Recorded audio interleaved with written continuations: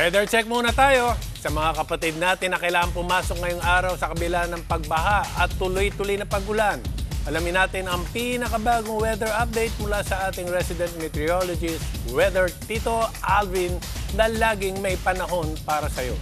Tito Alvin, saang mga lugar ba inaasahang bubuhos ang ulan ngayong araw? Good morning, Kuya Benji, at good morning mga kapatid. Ulat panahon na po tayo ngayong Thursday morning.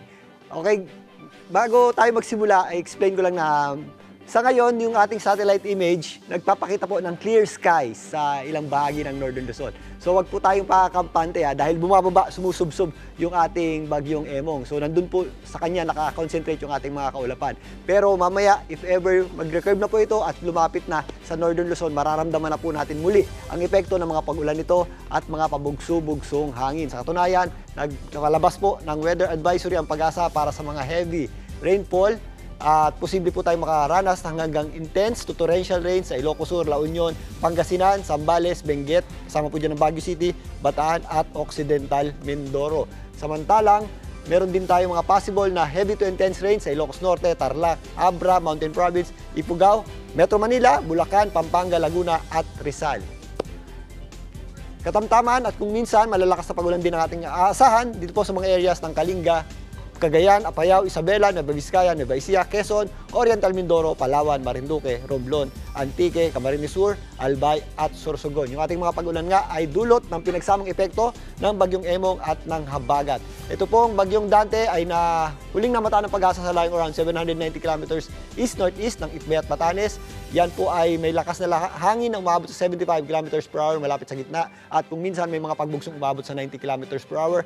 Kumikilos po yan pa-north-northwest, palabas na ng ating Philippine Area of Responsibility, posibleng mamayang hapon, yan po ay makalabas na sa ating Philippine Area of Responsibility. Samantalang, ito nga ang bagyong Emong ay sumasailalim sa tinatawag nating rapid intensification o biglaang paglakas.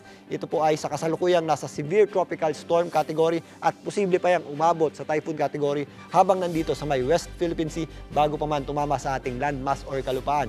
Yan po ay huling namata ng Pag-asa sa lying around 245 kilometers west ng Bacnotan, dyan po sa may La Union, na may taglay na lakas ng hangin na umaabot sa 110 km per hour at may pagbugso na umaabot sa 135 km per hour. Sa ngayon, bumababa pa po yan at sumusubsob.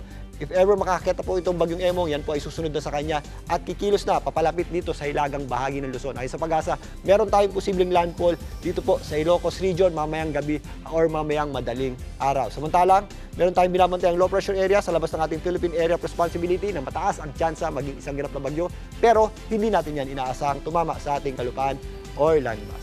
At yan muna latest sa ating lagi ng panahon. Muli ako po ang inyong weather, Tito Alvin, na laging may panahon para sa iyo.